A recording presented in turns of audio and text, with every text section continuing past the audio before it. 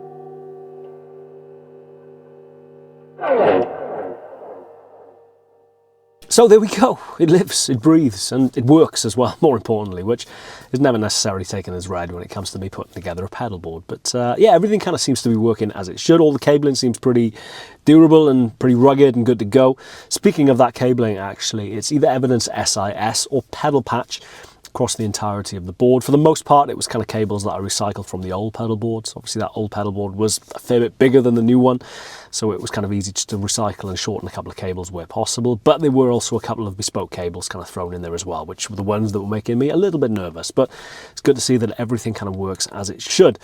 Obviously, a couple of glaring omissions. The Mythos Golden Fleece still yet to kind of arrive and go in its spot. And obviously the RE202 Space Echo and the wah pedal. The wah pedal is always powered by batteries, so not particularly worried about that. But in regard to powering the RE202, kind of need to figure out how that's going to work. It's going to be powered from the main board, I would assume, as opposed to an auxiliary power supply. But how I get that power from the board to the pedal, kind of need to figure that out. I guess some kind of, I don't know, kind of junction box or patch bay, I don't know, some way of not necessarily just having to kind of run a big old ugly cable out of the side of the board, which would inevitably be kind of cut off by one of its hinges or something at some point. So still a little bit of figuring out to do, but for the most part, thrilled to see that it's just considerably more manageable than the last board. It's much smaller, it's much lighter, gives me a little bit of scope to kind of put cables in with its kind of flight case as well, and still hopefully kind of be well underweight for what's considered permissible to be kind of taking on flights and all that kind of stuff. So yeah, busy old year coming up.